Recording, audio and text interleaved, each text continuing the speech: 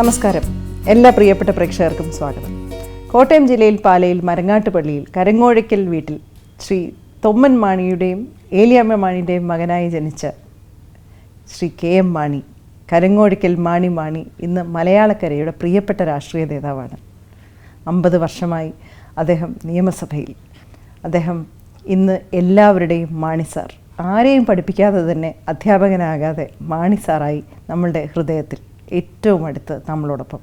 ഇന്ന് ഈ ക്രിസ്മസ് ദിനത്തിൽ അദ്ദേഹവും കുടുംബവും നമ്മളോടൊപ്പം ചേരുന്നു. സ്വാഗതം. അച്ഛൻ്റെ സ്വഭാവമാണ് ഈ ചിരി, സ്നേഹം അച്ഛനിൽ നിന്ന് പഠിച്ചതാണ് എന്ന് പറഞ്ഞു കേട്ടിട്ടുണ്ട്. അധികം പേർക്ക് അങ്ങയുടെ കുട്ടിക്കാലം അറിയില്ല. കുട്ടിക്കാലത്തെ പറ്റി എനിക്ക് വലിയ ഓർമ്മയില്ലല്ലോ, പക്ഷേ ഒരു LP UP സ്കൂൾ അത് മുതൽ അച്ഛൻ്റെ പ്രത്യേകത കർഷകനായിരുന്നു. ഞാൻ കൊച്ചപ്പാന്നാണ് വിളിക്കുന്നത്. ഞങ്ങളുടെ അപ്പൻ കൊച്ചപ്പൻ, വല്യപ്പനുണ്ടായിരുന്നു, ഗ്രാൻഡ് ഫാദർ കൊച്ചപ്പൻ. കൊച്ചപ്പൻ നല്ല കർഷകനായിരുന്നു.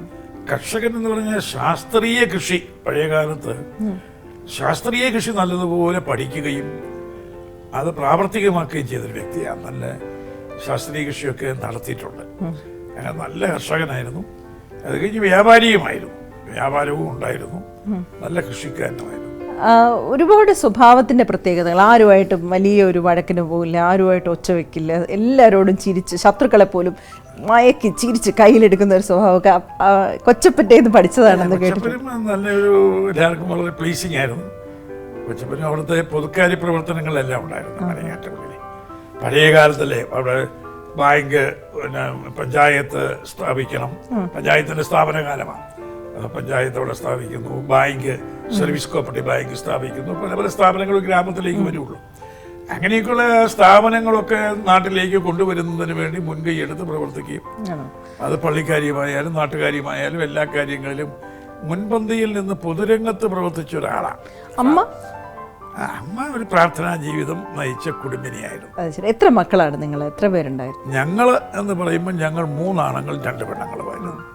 അതിലൊരു മൂത്ത സിസ്റ്റർ മാത്രം ജീവിച്ചിട്ട് മറ്റുള്ളവരൊക്കെ മരിച്ചുപോയി. ഭാര്യയെ കണ്ടപ്പോൾ ആദ്യമായി കണ്ടത് ഒരു സഹോദരനെയും കയ്യിലെടുത്ത് വരുന്നതായിട്ടാണ്. അപ്പം ഇത് തന്നെയാണ് എനിക്ക് വേണ്ടത്, എൻ്റെ മക്കളെ ഇതുപോലെ നോക്കുമല്ലോ എന്ന് വിചാരിച്ചെന്ന് കേട്ടിട്ടുണ്ട്. എൻ്റെ ഫാദർ, ഞങ്ങളുടെ രീതിയിൽ ആദ്യം ഫാദർ പോയി കാണും. ഏതാണ്ടൊക്കെ അന്തരീക്ഷമൊക്കെ നല്ലതാണെന്ന് റിപ്പോർട്ട് കിട്ടിയാലേ ഞാൻ പോകും. മക്കള് അങ്ങനെയാണ് രീതി. ഫാദർ ആദ്യം പോയി വാഴൂർ. അപ്പൊ കുട്ടിയമ്മ കൊച്ചപ്പം വന്നപ്പോ ചെന്നത് ഇളയ ആങ്ങള.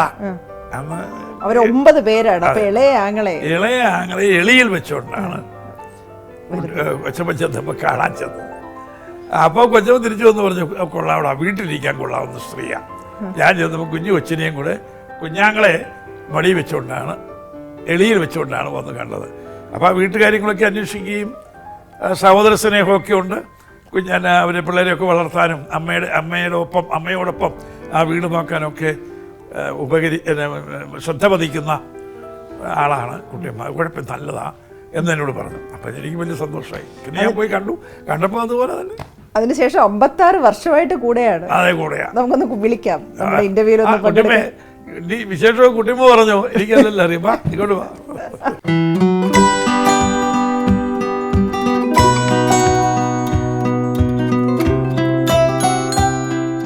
കുട്ടിയമ്മയെ കുറിച്ച് പറഞ്ഞപ്പോൾ, കുട്ടിയമ്മയുടെ ഇന്റർവ്യൂ ചെയ്യാൻ പോകുന്നു പറഞ്ഞപ്പോൾ പറഞ്ഞു, സംസാരിച്ച് കിട്ടിയ ഭാഗ്യം, ഒന്നും മിണ്ടൂല, വെറുതെ ഇരിക്കുകയുള്ളൂ എന്ന് പറഞ്ഞു. സംസാരിക്കുമല്ലോ അല്ലേ?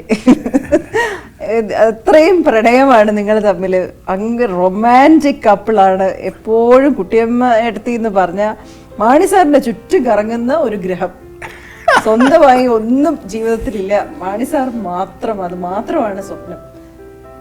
ഞാനൊന്ന് ചോദിച്ചോട്ടെ, കാണാൻ സുന്ദരനായിരുന്നു, വളരെ പഠിച്ച് BL ഒക്കെ പാസ്സായി, അന്നത്തെ മദ്രാസിൽ നിന്ന് വന്നു, അങ്ങനെ ഒരു എല്ലാവർക്കും ഇന്നും പറയാറ് അവിടെ ചുറ്റുവട്ടത്തുള്ള സ്ത്രീകൾ ഉൾപ്പെടെ മാണി സാറിനെ കണ്ടാൽ മുഖം ചുവക്കുകയും നാണിക്കുകയും ചെയ്യുന്നതാണ്. പിടിവാശികളും സങ്കടങ്ങളും ഒക്കെ വരുമായിരുന്നു കുട്ടിക്കാലത്ത്. ഇപ്പോഴല്ല, വരില്ല. അത്ര വിശ്വാസമായിരുന്നു മാണി സാറിന്. മാണി സാറിന്റെ ഒരു പ്രത്യേകത എന്താ? മാണി സാറിന് വളരെയധികം സ്നേഹമുണ്ട്. എല്ലാ കാര്യങ്ങളും നല്ല നോക്കിയും കണ്ടുമൊക്കെ ചെയ്യാനറിയാം.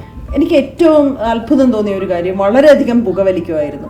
അപ്പം മൂത്ത മകൾ എൽസമ്മ ചേച്ചിയുടെ മകൻ്റെ പ്രസവത്തിൻ്റെ സമയത്ത് ഒരു അപകട സന്ധിയിലൂടെ കടന്നു പോയപ്പോൾ എനിക്ക് ഏറ്റവും ഇഷ്ടമുള്ളത് ഞാൻ ഈശ്വരനെ തരികയാണെന്ന് പറഞ്ഞ് പുകവലി നിർത്തിയ ആളാണ്. മോൾക്ക് ഭയങ്കര കോംപ്ലിക്കേഷൻ ആയിരുന്നു പ്രസവത്തിന്. അപ്പം സിസേറിയനായിരുന്നു.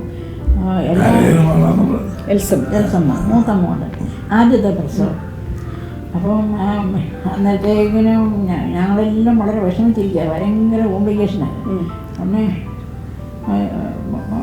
മനസ്സിലായി ഇതുപോലെ ഞാൻ എൻ്റെ പുകവലി നിർത്തിയേക്കാൻ എൻ്റെ കൊച്ചിനോട് അപൂർവം വയസ്സിൽ സുഖപ്രസവം കൊടുക്കണമെന്ന് പറഞ്ഞ് പ്രാർത്ഥിച്ചു. അത് അന്ന് നിർത്തിയത് പുകവലി. അത് വലിച്ചിട്ടില്ല. എൻ്റെ സുഖദുഃഖങ്ങളിലെല്ലാം എൻ്റെ ഏറ്റവും വലിയ മിത്രമായിരുന്നു സിഗരറ്റ്. ഒരു ദിവസം ഒരു 10 പാക്കറ്റ് വലിക്കുമായിരുന്നു. അത്രയും വലിക്കുമായിരുന്നു. 100 സിഗരറ്റ് ഒരു ദിവസം. രാവിലെ 5 മണിക്ക് കേൾക്കൂല, 6 മണിക്ക്. എന്നോലും വലിയ പാതിരാവിലെയും വലിക്കില്ലേ, രാവിലെ തൊട്ട് 6 മണി തൊട്ട് പോയാൽ വെള്ളത്തിൽ 10 100 എണ്ണം എന്ന് പറഞ്ഞല്ലോ. 5 പെൺമക്കള്, ജോമോൻ മകൻ. ഈ മകനെ വളർത്തിയ പോലെ വിദ്യാഭ്യാസത്തിന്റെ കാര്യത്തിൽ അതുപോലെ തന്നെ പെൺകുട്ടികളെയും പഠിപ്പിക്കുന്ന കാര്യത്തിൽ ശ്രദ്ധയുണ്ടായിരുന്നു പിള്ളേരുടെ കാര്യത്തിൽ ഭയങ്കര ശ്രദ്ധയായിരുന്നു. എല്ലാവരും ബോർഡിങ്ങിലൊക്കെ കൊണ്ടുപോയിട്ട് ഏർക്കാടാ വിട്ടിരുന്ന കൊച്ചു പിള്ളേരെയൊക്കെ.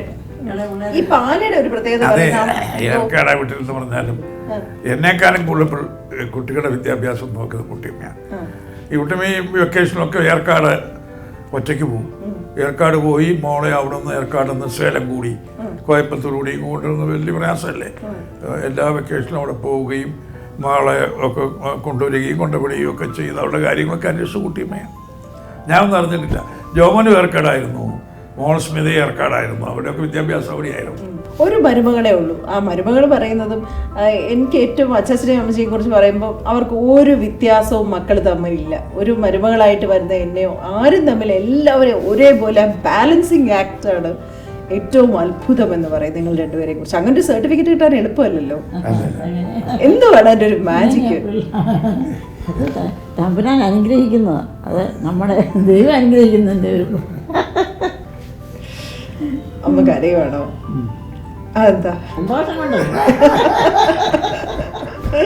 ജോമോനോട് അല്പം വാത്സല്യം കൂടുതലുണ്ടോ? അത് അങ്ങനുണ്ടോ?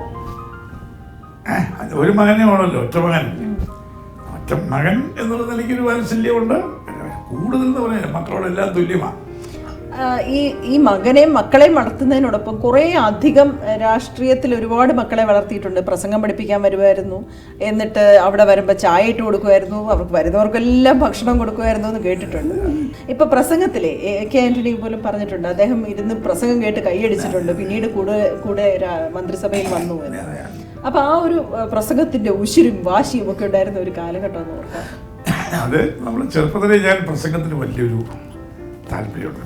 ആദ്യം ചെറുപ്പത്തിൽ പ്രസംഗം ഞാൻ എഴുതി മേടിക്കും. സാറിൻ്റെ അടുത്ത് പോകും, ഒരു പ്രസംഗം എഴുതി മേടിക്കും. എന്നിട്ട് അതിങ്ങനെ പ്രസംഗിച്ചോണ്ട് നടക്കും. പറമ്പിൽ കൂടി പുരയിടത്തിൽ കൂടി വലിയ പാറയുടെ മുകളിൽ നിന്ന് ഞാൻ തന്നെത്താൻ പ്രസംഗിക്കും. ഞങ്ങളുടെ പേരയുണ്ട്, പേരയുടെ മുകളിൽ കയറിയിരിക്കും. എന്നിട്ട് അവിടെ നിന്ന് ആകാശത്തിലേക്ക് പ്രസംഗിക്കും, കല്ലിന് മുകളിൽ കയറിയിരിക്കും. എനിക്ക് പ്രസംഗം വലിയ ഇഷ്ടമായിരുന്നു ചെറുപ്പം കുട്ടിക്കാലത്തായിരുന്നു. അത് കഴിഞ്ഞ് കോളേജ് വന്നപ്പോൾ ഞാൻ മദ്രാസ് യൂണിവേഴ്സിറ്റിയിൽ ഓററ്റോറിക്കൽ കോൺടെസ്റ്റിന് 2 വർഷം ഫസ്റ്റായിരുന്നു. അങ്ങനെ അവിടെയൊക്കെ പ്രസംഗ പരിചയം കോളേജിലായിരുന്നപ്പോഴും പ്രസംഗ മത്സരവും കാര്യങ്ങളൊക്കെ. അത് കഴിഞ്ഞ് പിന്നെ രാഷ്ട്രീയത്തിൽ വന്നു. സ്വാഭാവികമായി പ്രസംഗത്തിന് അങ്ങനെ ചാതുര്യം വന്നെന്നുള്ളതാണ്.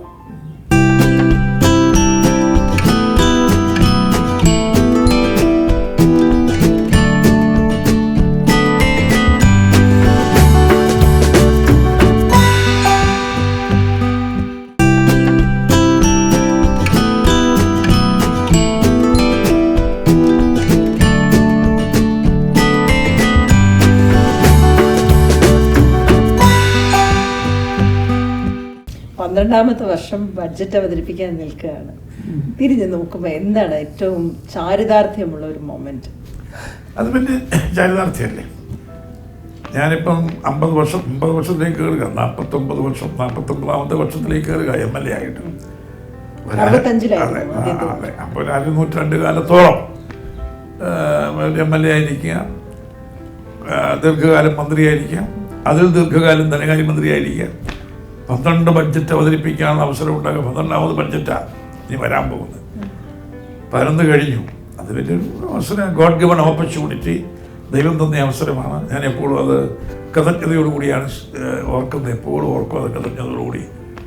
അത് കൃതജ്ഞത മാത്രമല്ല, അതിൻ്റെ പിന്നിൽ ഒരുപാട് ബുദ്ധിയും കാര്യമായ ചാതുര്യവും ഒക്കെ ഉണ്ട്. കാരണം പ്രതിപക്ഷത്തുള്ളവർക്കും ഭരണപക്ഷത്തുള്ളവർക്കും മാണി സാർ എന്ന് പറയുമ്പോൾ മാണി സാറാണ്, അതിലൊരു പ്രത്യേകത. എന്നിട്ടും എന്തേ മുഖ്യമന്ത്രി ആയില്ല? അത് വേറെ കാര്യം. ഇപ്പം എപ്പോഴും എല്ലാവർക്കും മുഖ്യമന്ത്രി ആയാലും കേരള കോൺഗ്രസിൽ നിന്നതുകൊണ്ടാണ് അങ്ങനെ ഒരു അവസരം വരാത്തതെന്നും അതിന് പുറത്തേക്ക് മാണി സാർ വന്നില്ലെന്നും വിമർശിക്കുന്നവരുണ്ട്. അതിപ്പോഴും കാരണം ദേശീയ രാഷ്ട്രീയത്തിലായിരുന്നുവെങ്കിൽ ചാൻസസ് കൂടുതലുണ്ടായിരുന്നു, അവസരങ്ങൾ കൂടുതലുണ്ടായിരുന്നു, വ്യക്തിപരമായി കൂടുതൽ ഔന്നത്യത്തിലേക്ക് പോകുമായിരുന്നു ഒക്കെ എല്ലാവരും പറയുന്നു. ഞാനിപ്പോൾ അതൊന്നും നോക്കാറില്ല. പുസ്തകം എഴുതുന്നുണ്ടോ? എഴുതി കഴിഞ്ഞോ? ഇല്ല, എഴുതിയില്ല.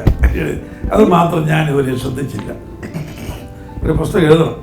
പാലയിലെ ഓരോ വ്യക്തികളെയും മാണി സാറിന് അറിയാം. എല്ലാവരുടെയും മരണത്തിന് പോവും, എല്ലാ ചടങ്ങുകൾക്കും പോവും, എല്ലാവരെയും ഒരുപോലെ വ്യക്തിപരമായി അറിയാം.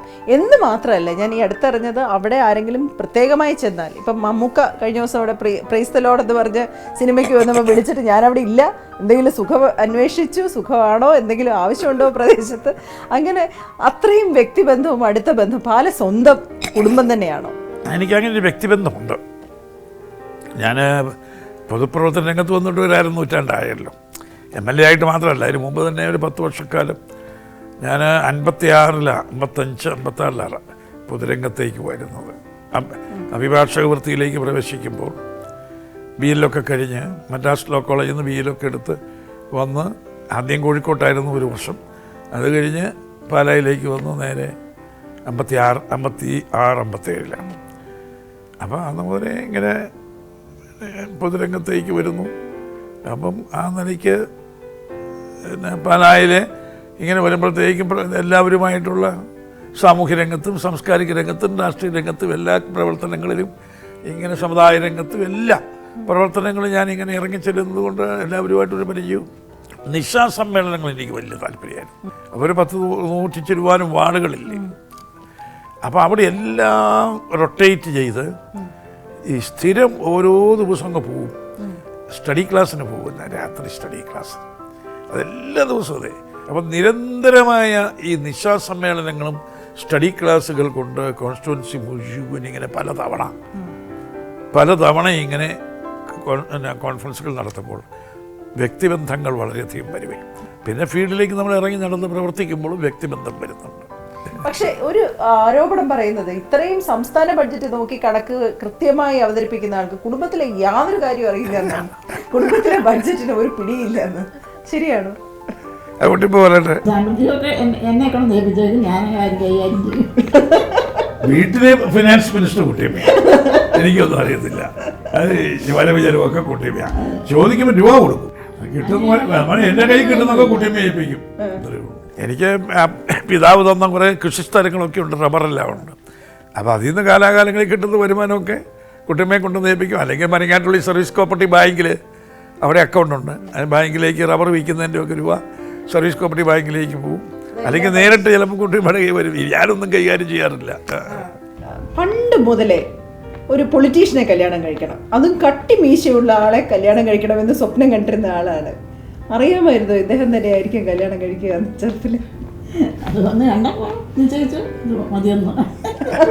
അങ്ങനെയുള്ളൂ. അതിന് മുമ്പ് തന്നെ ആഗ്രഹം ഉണ്ടായിരുന്നില്ലേ? രാഷ്ട്രീയക്കാരനെ കല്യാണം കഴിക്കണം, കട്ടി മീശയുള്ള ആളെ കല്യാണം കഴിക്കണം, ഇല്ലേ?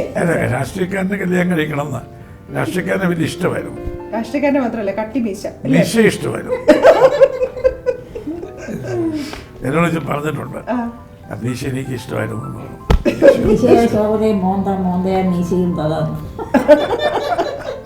എപ്പോഴും ഒരു പറയാറുള്ളൊരു സംസ്കൃത ശ്ലോകം കേട്ടിട്ടുണ്ട്. എന്താണ് മനസ്സിലായത്? സംസ്കൃത ശ്ലോകം ചൊല്ലിക്കേക്കണോ? നിത്യഥൂർജടികരഗതടമരുകടും മുടുമുപ്പടുരവ പരിബന്ധിന്യ മന്ദഷ്മാധര വിമഥിത ജലനിധി കുമുകുമു ഗനരവ മതമന്ദിന്യ. ഇതെന്നാന്ന് ചോദിച്ചാൽ ഇത് പുനന്നമ്പൂതിരി എഴുതിയ ശ്ലോകം. നിമിഷ കവിതകൾ എഴുതും. നിത്യത്തൂർ ജടികരകണ്ടമരിക്കണ്ട് മുണ്ടുമു പട്ടിരുപ പരിബന്ധി എന്ന് പറയുക കോഴിക്കോട് സാമൂതിരിയെ പ്രശംസിച്ചുകൊണ്ട് എഴുതിയതാണ്. ശിവന്റെ കയ്യിലിരിക്കുന്ന ഡമരികത്തിൻ്റെ ഡുമുഡുമു എന്നുള്ള ശബ്ദത്തോടു കൂടി വരും. മന്ദസ്മാധര ജലനിധി ഗുമ്പു ഗുമ്പു ഗണ്ഡരവ മതമന്ദിന്യ പാൽക്കടൽ കടഞ്ഞപ്പോഴുള്ള ഗുമു ഗുമു എന്നുള്ള ശബ്ദത്തോടു കൂടി വരും എന്നൊക്കെ പറഞ്ഞ് അങ്ങ് വിശേഷണ വാക്കുകൾ വെച്ച് സാമൂതിരിയെ പുകഴ്ത്തിക്കൊണ്ട് എഴുതിയ ഒരു കവിതയാണ്. ഒരു കൗതുകമല്ലേ?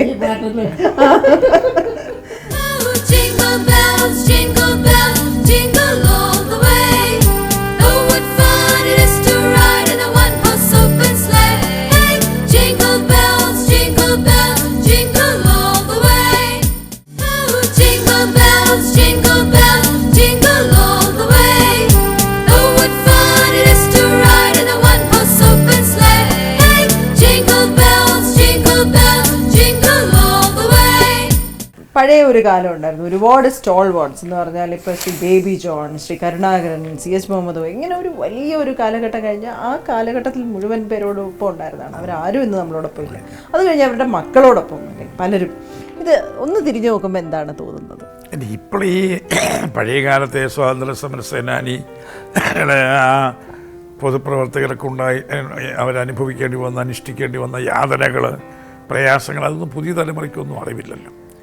പുതിയ രാഷ്ട്രീയത്തിലേക്ക് വരുന്ന ആളുകൾക്ക് അവർക്ക് അവസരങ്ങൾ വേണം, സ്ഥാനങ്ങൾ വേണം, സ്ഥാനമാനങ്ങൾ വേണം, പെട്ടെന്ന് സ്ഥാനത്തേക്ക് വരണം, MLA ആകണം, MP ആകണം, ഇങ്ങനെയൊക്കെ ഒരു ആഗ്രഹമാണ് നമ്മുടെ ചെറുപ്പക്കാർക്കൊക്കെ ഉള്ളത്. പെട്ടെന്ന് ആഗ്രഹം നല്ലതല്ലേ അത്? രാഷ്ട്രീയത്തിൽ ചുവട് വയ്ക്കാൻ പഠിപ്പിച്ചപ്പോൾ പഠിച്ചതാരാണ്? അല്ല, ഇന്നത്തെ MLA-മാരൊക്കെ കേരള കോൺഗ്രസിൻ്റെ യുവജന പ്രസ്ഥാനത്തിൽ കൂടെ വളർന്നു വന്നവരാണ്. അവരെയൊക്കെ യുവജന പ്രസ്ഥാനത്തിൽ കൂടെ കൊണ്ടുവന്നതും വളർത്തിയെടുക്കുന്നതിലും ഒരു വലിയ പങ്ക് പാർട്ടി നേതാവ് എന്നുള്ള നിലയിൽ, ചെയർമാൻ എന്ന നിലയിൽ എല്ലാം എനിക്കൊരു വലിയ പങ്കുണ്ടല്ലോ. ബഡ്ജറ്റിന് 12ാം ബഡ്ജറ്റിലേക്ക് ഞാൻ തിരിച്ചു വരികയാണെങ്കിൽ ഒരു ആശങ്കയുണ്ടോ ഈ ഇത് അവതരിപ്പിക്കുമ്പോൾ? എന്ന് മാത്രമല്ല, ഒരു അത്ഭുതമാണ് ഈ കാരുണ്യ ലോട്ടറി. 5 പൈസ ട്രഷറിയിൽ നിന്ന് തൊടാതെയാണ് ഇത്രയും പേർക്ക് പുണ്യം ചെയ്യുന്നത്. അത് പറയാതെ ഞാൻ ഇൻ്റർവ്യൂ ചെയ്യുന്നതിൽ ഒരു അർത്ഥവുമില്ല. പാവപ്പെട്ട രോഗികളെ സഹായിക്കാൻ പെട്ടെന്ന് അങ്ങനെ മനസ്സിൽ തോന്നിയത്. എത്രയോ പേര് ക്യാൻസർ രോഗം, വൃക്ക രോഗം, ഇപ്പം ഡയാലിസിസ് ഒക്കെ ആണെങ്കിൽ എന്തോ രൂപ വേണം, 2000 രൂപയെങ്കിലും ഒരു ഡയാലിസിസിനാവും. അങ്ങനെ ഈ പാവപ്പെട്ട കുടുംബങ്ങൾ എങ്ങനെ ഇത് നടത്താനായിട്ട് അവർക്കെന്ത് വിഷമമുണ്ട്? ഇങ്ങനെ ആലോചിച്ചപ്പോൾ എൻ്റെ മനസ്സിൽ തോന്നി ഇവർക്ക് വേണ്ടി ഒരു ഭാഗ്യക്കുറിയൊക്കെ നടത്താൻ കിട്ടുന്ന വരുമാനം അവർക്ക് വേണ്ടി കൊടുക്കാം. അങ്ങനെയാണ് കാരുണ്യ സ്കീം എൻ്റെ മനസ്സിൽ വന്നത്. ഒരു വെളിപാട് പോലെ, ഒരു കറക്റ്റ് വേർഡ്, ഒരു റെവലേഷൻ, പെട്ടെന്നൊരു വെളിപാട് പോലെ എനിക്ക് എൻ്റെ മനസ്സിൽ വന്നു. അങ്ങനെ പ്രഖ്യാപിച്ചതാണ് കാരുണ്യ. നമുക്ക് ഈ ക്രിസ്മസ് ദിനത്തിൽ ഒരു കേക്ക് കെട്ടിയാലും ചില കുടുംബവിശേഷങ്ങളും ഭക്ഷണ കാര്യങ്ങളിലൊക്കെ കടന്നാലും പിന്നെ നമുക്കിന്ന് ക്രിസ്മസിൻ്റെ ഓർമ്മയ്ക്ക് വേണ്ടി നമുക്കൊരു കേക്ക് കട്ട് ചെയ്യാം. എന്താ കുട്ടിപ്പേ?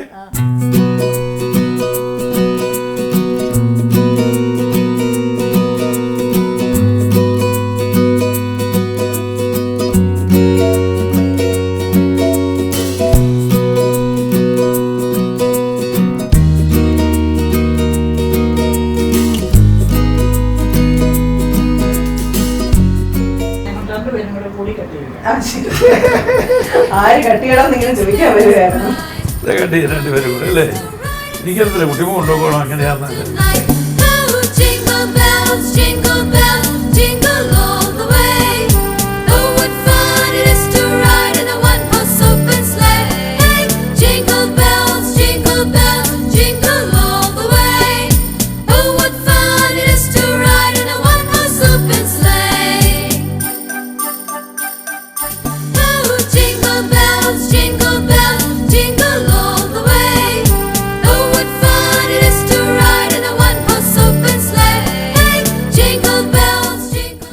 ക്രിസ്മസ് എങ്ങനെയായിരുന്നു അത് ചോദിക്കട്ടെ. കല്യാണം കഴിഞ്ഞ ആദ്യത്തെ ക്രിസ്മസ് എങ്ങനെയായിരുന്നു?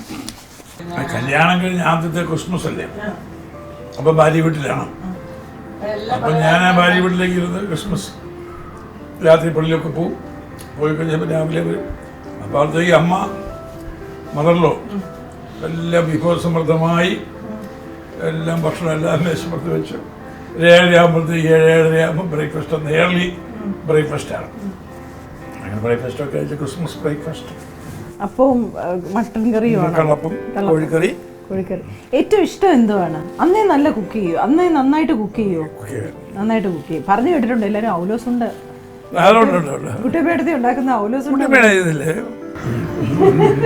ഇല്ലേ ഔലോസ് ഉണ്ടാകും, ചുരുട്ട്, പിന്നെന്തൊക്കെ ഭക്ഷണമാണ് ഉണ്ടാക്കാറ് കുട്ടിയമ്മേടത്തി ഏറ്റവും നന്നായിട്ട് ഉണ്ടാക്കുന്നത്? മുട്ടയപ്പം, വെള്ളപ്പം. എന്നാലും കുട്ടിയമ്മേടത്തി ഉണ്ടാക്കുന്നതിൽ ഏറ്റവും നല്ലത് ഏതാ? ഇപ്പോൾ ഉണ്ടാക്കാത്തതും കൊതിയുള്ളതും ഏതാണ്? കുട്ടിയമ്മ നല്ല പുട്ടും കടലയും നല്ലപോലെ prepare. അപ്പം നല്ലപോലെ പ്രിപ്പയർ ചെയ്യും. അപ്പം കോഴിയിറച്ചി പാചകം അറിയാമോ? പാചകം ചെയ്യും? കോഴിക്ക് അറിയാൻ പാടും. ഒട്ടും അറിഞ്ഞു, എനിക്ക് പോലും കയറിയിട്ടില്ല. ഇല്ലല്ല ഒട്ടും അറിയാം. സഹായിക്കണമെന്ന് തോന്നിയിട്ടുണ്ടോ? ചിലപ്പോഴെങ്കിലും ഒന്ന് അടുക്കളയിൽ വരണമെന്ന്? കുട്ടിയമ്മ പാകം ചെയ്താൽ കഴിക്കുമെന്നല്ലാതെ നമുക്കിനി പാകത്തെ പറ്റിയൊന്നും അറിയത്തില്ല. എപ്പോഴെങ്കിലും വീട്ടിലേക്ക് എന്തെങ്കിലും സാധനം വാങ്ങിക്കാൻ ക്രിസ്മസിന് ഒരുമിച്ച് പോവോ, അങ്ങനെ എന്തെങ്കിലും ചെയ്തിട്ടുണ്ടോ? ഇല്ല. ഡ്രസ്സ് എടുക്കാനൊക്കെ ഒന്നിച്ചു. ഡ്രസ്സ് എടുക്കാം. ക്രിസ്മസിന് ആളെ കിട്ടത്തേ ഇല്ല, ഇവിടെ വിശേഷ ദിവസങ്ങളിലൊന്നും കിട്ടത്തില്ല, എപ്പോഴും തിരക്കാം, അങ്ങനെ പരാതി അതില്ല. ഉണ്ടോ? ഇല്ല. വീട്ടിലുള്ള അത്യാവശ്യം അല്ലല്ല ക്രിസ്മസിന് ഈസ്റ്ററിനും ഓണത്തിനൊക്കെ വീട്ടിലുണ്ടായിരിക്കും. അല്ലേ? ആ പിള്ളേരൊക്കെ അവധിക്ക് വരുമ്പോഴേ വല്ല സിനിമയ്ക്ക് പോകും, യാത്രയ്ക്ക് എവിടെയെങ്കിലുമൊക്കെ പിള്ളേരെ കൊണ്ടൊക്കെ.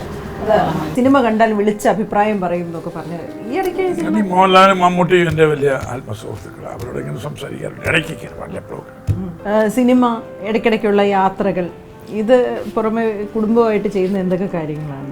ഇല്ല, യാത്ര ഞങ്ങൾ ഒരുമിച്ച് എപ്പോഴും മാസത്തിൽ 1-2 തവണയെങ്കിലും, വലിയ ദൂരമൊന്നും അല്ലെങ്കിലും ചിലപ്പോൾ എറണാകുളത്ത് ഒന്നിച്ച് അങ്ങ് പോകും, ആലപ്പുഴയ്ക്ക് ഒന്നിച്ച് പോകും, വേളാങ്കണ്ണിക്ക് പോകും. എങ്ങനെയൊക്കെയാണ് ഒരു വർഷത്തിൽ കുറേ. മറ്റൊരു പ്രധാനപ്പെട്ട കാര്യമാണ് സാറിനെ കുറിച്ച് പറയുന്നത്, ആർക്കെങ്കിലും സുഖമില്ലാതായാൽ ആശുപത്രിയിൽ മുഴുവൻ സമയവും കാണും. ഇതെങ്ങനെ സമയം കണ്ടെത്തുന്നു? അത് കുറേയൊക്കെ ആശുപത്രിയിൽ രോഗികളായിട്ടുള്ള ആളുകളെ സന്ദർശിക്കുകയും അവരെ പരിചരിക്കുകയും ചെയ്യുക എന്നുള്ളത് ഞാനൊരു വ്രതമായിട്ട് എടുത്തിരിക്കുന്നൊരു കാര്യം. ഇതുകൊണ്ട് ഒരുപാട് സമയമൊന്നും കിട്ടിയില്ല.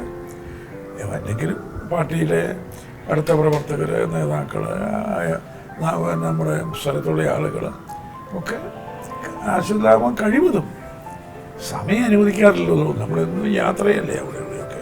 ജീവിതത്തിലെ ഫിലോസഫി അതാണോ? നന്മ എന്ന് പറഞ്ഞാൽ നമുക്ക് ഒരുപാട് കാര്യം ചെയ്തില്ലെങ്കിലും അന്യന് ഭക്ഷണം കൊടുക്കുക, സുഖമില്ലാത്തവരെ നോക്കുക, അതാണോ ജീവിതത്തിലെ ഒരു പ്രധാനപ്പെട്ട ഫിലോസഫി? നമുക്ക് ഇങ്ങോട്ടെല്ലാം കിട്ടണം എന്നാഗ്രഹിക്കും. നമുക്ക് എന്ത് കൊടുക്കാൻ കഴിയുന്നു? ചെറിയൊരു കാര്യം ചെയ്താലും അല്ലേ, നമുക്കൊരു ചെറിയൊരു ആശ്വാസം ഒരാൾക്ക് കൊടുക്കും. നമ്മളെ വന്ന് എൻ്റെ ജീവിതത്തിൽ ഇതുവരെ ഇപ്പം എത്രയോ ലക്ഷക്കണക്കിന് ആളുകൾ വന്നിട്ടുണ്ട്. ഈ കഴിഞ്ഞ ഒരു അരനൂറ്റാണ്ട് കാലത്ത് ലക്ഷക്കണക്കിന് ആളുകൾ വന്ന് കണ്ടുപോയിട്ടില്ല.